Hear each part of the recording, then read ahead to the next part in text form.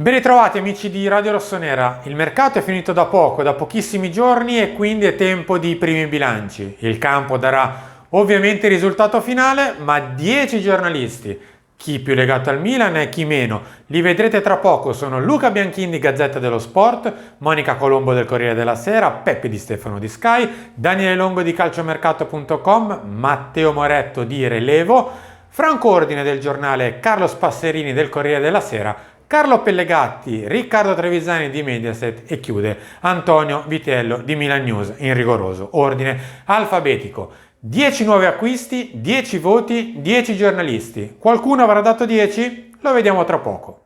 La Gazzetta dello Sport ha dato 8 al mercato del Milan e chi sono io per dissentire? Ovviamente mi è piaciuta in particolare una caratteristica, la decisione perché nei primi giorni post Maldini si è capito immediatamente che il Milan avrebbe fatto un certo tipo di mercato, quindi riassumendo nessuna paura di cedere un big, anzi favorevoli a cedere un big. È stato molto doloroso perché è stato il big meno atteso, però è stato fatto. Si è capito presto che il Milan avrebbe voluto prendere giocatori giovani, futuribili, scadenze 2024 preferibilmente, e giocatori, trattati con 3-4 opzioni per un ruolo senza puntare solo un giocatore col rischio di pagarlo molto. Questo effettivamente è accaduto e quindi vedo un filo rosso che parte da giugno e arriva ad agosto con i suoi alti e i suoi bassi. Il giocatore che mi interessa di più, che mi incuriosisce di più è Tijani Reinders, perché un po' non mi aspettavo un rendimento così alto subito, lo voglio vedere contro le grandi, soprattutto in fase difensiva dove qualcosa rischia di subire, però è stato veramente impressionante nelle prime partite, e un po' perché unisce due passioni personali mie che sono lo scouting e i dati. È chiaramente un giocatore scelto con un lavoro di scouting, è chiaramente un giocatore scelto guardando anche dei dati, degli algoritmi, senza esagerare con quella definizione Moneyball di cui si è tanto parlato, però chiaramente hanno inciso. È presto, però le prime 3 partite sono stati veramente oltre le previsioni. Il mercato del Milan a mio avviso è da 8,5, do mezzo punto in meno solo per essersi ridotto nelle ultime ore della finestra di trattative ad assicurarsi il vice Giroud, lacuna che si sapeva dovesse essere colmata già da inizio estate. Ecco, forse su Jovic ho qualche perplessità, visto che dopo il grande esploit nell'Eintracht di Francoforte un po' ha disatteso le aspettative sia al Real Madrid che alla Fiorentina. Detto questo, il Milan, che comunque ha speso più di 110 milioni in assoluto, è la squadra che ha investito di più in questa sessione di mercato, ha messo a disposizione di Pioli 10 innesti che rendono quindi la rosa rossonera la più ricca a mio avviso sia per qualità che per quantità. Ha assorbito bene l'addio di Tonali e contraccolpi psicologici che ci sono stati per gli addii di Maldini e Ibra. Reinders è la pedina che finora mi ha impressionato maggiormente per la personalità con cui si è inserito, e poi ricordiamoci che è stata fornita molta qualità, iniettata qualità per le fasce, con Pulisic che è il capitano della nazionale americana e Chukwueze che quando lo vedremo all'opera con continuità potrà essere una delle sorprese del prossimo campionato. A me il mercato del Milan è piaciuto non solo per gli uomini che sono stati acquistati, ma soprattutto è piaciuto per le modalità e per i tempi, perché c'è una cosa che non è scontata, che sottolineano in pochi, ma secondo me ha fatto la differenza: l'aver consegnato a Stefano Pioli praticamente entro il 20 del mese di luglio quasi tutto l'organico a disposizione. Questo ha permesso all'allenatore del Milan di lavorare per un mese con continuità sullo stesso progetto con gli stessi giocatori, e non è un fatto mai scontato, e quindi questo ha permesso al Milan ad esempio una partenza sprint. Pensate se il Milan avesse avuto giocatori a disposizione soltanto dalla metà del mese di agosto, dalla seconda metà del mese di agosto. Poi chiaramente non discuto io, giocatori come Reinders, come Loftus-Cheek, come Pulisic stanno facendo la differenza.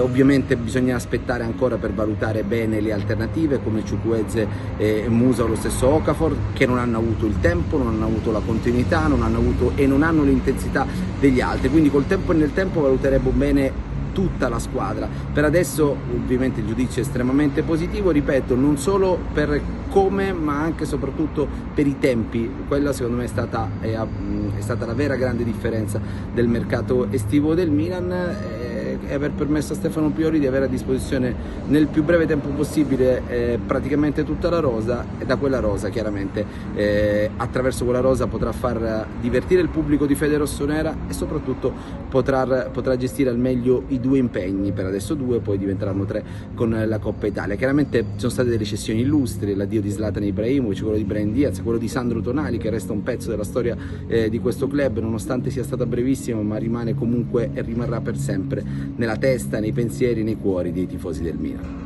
Un saluto a tutti gli amici di Radio Rossonera, siamo qui ad analizzare il mercato che si è appena concluso a tinte rossonera. Il Milan do 8, un 8 pieno perché ha lavorato bene, secondo me anche in uscita c'erano diverse situazioni spigolose, ingaggi con giocatori con ingaggi pesanti, difficilmente collocabili. Anche il Milan ha scelto la via del buonsenso per cercare di accontentare in tutto e per tutto Stefano Pioli, quindi meglio dare un giocatore in prestito piuttosto che farlo rimanere e avere delle problematiche a livello di gestione del gruppo. Ha lavorato bene, molto bene anche in entrate. È chiaro, è mancata la ciliegina sulla torta, che era il numero 9, perché Jovic più che una scommessa è un giocatore da rilanciare. L'acquisto che mi stuzzica di più in questo momento vi dico che è Reinders, perché lo conoscevamo poco, perlomeno io lo conoscevo poco, l'avevo visto solo all'Opera contro la Lazio nel doppio confronto di Conference League. È un giocatore che ha grandi prospettive e grandi margini di crescita e può fare sicuramente la differenza.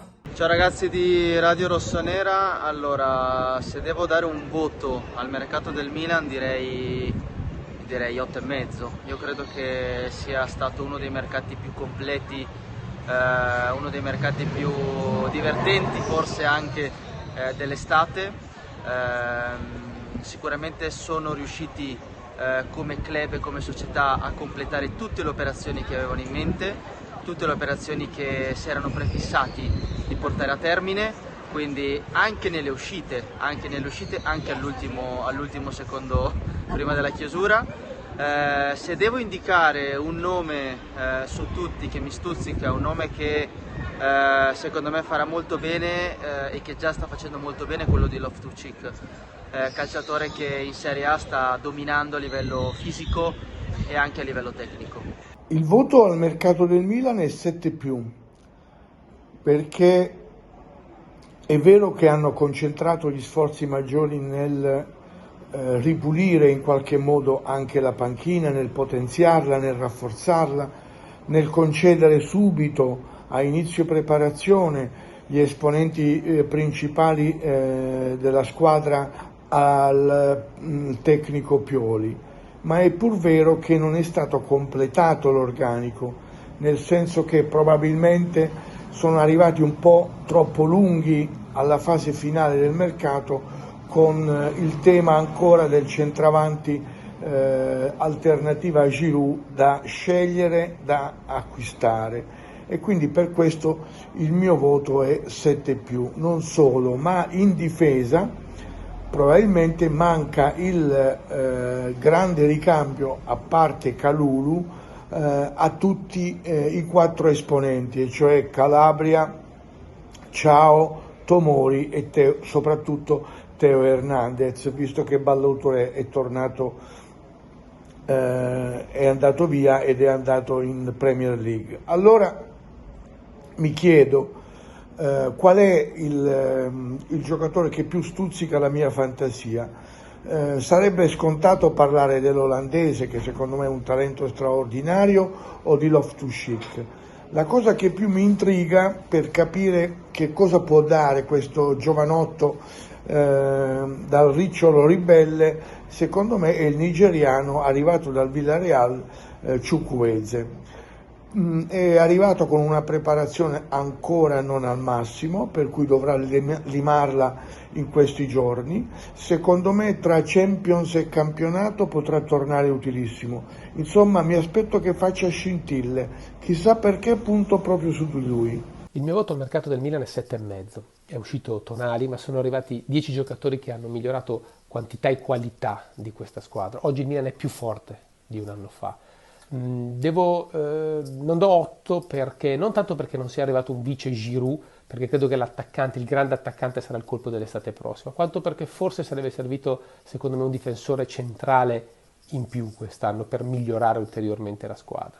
Giocatore, il colpo da quale mi aspetto di più è Reinders. Un giocatore che mi piace moltissimo, che ruba l'occhio, un centrocampista che può cambiare da solo, secondo me, un reparto e anche la squadra. Un giocatore veramente europeo. Quindi se devo scegliere un giocatore scelgo lui. 3 vittorie su 3 dimostrano che il rodaggio, che è forse la vera incognita di questo Milan che ha cambiato tanto, è già a buonissimo punto. Certo, il derby del 16 sarà veramente il primo grande crash test di questa stagione. Il voto al mercato del Milan? 9. 9 perché sono stati 9 giocatori, poi è arrivato il 10° Jovic, una campagna acquisti che ha certamente aiutato il Milan a crescere, a diventare più forte, a diventare più competitivo. Il giocatore che forse mi stuzzica di più sono 2. Uno è Jovic, proprio Jovic, mi stuzzica perché voglio capire se sarà il giocatore che possa essere la reale alternativa a Giroud. Ed è un giocatore dalla grande tecnica, Ancelotti ne ha sempre parlato bene, ma voglio vedere se nel Milan ritornerà il giocatore che abbiamo ammirato all'Eintracht. L'altro è Chukwueze, perché Reinders l'ho visto, Loftus-Cheek lo conoscevo, gli altri giocatori, Musa, ma Chukwueze è un giocatore che conosco meno e mi intriga molto, perché il Milan, che è sempre stato pendente a sinistra, con Chukwueze voglio che torni equilibrato. Insomma, una campagna a rafforzamento un po' da osteopata, con il bacino che è ritornato equilibrato, come deve essere il Milan. Forte a sinistra, forte a destra.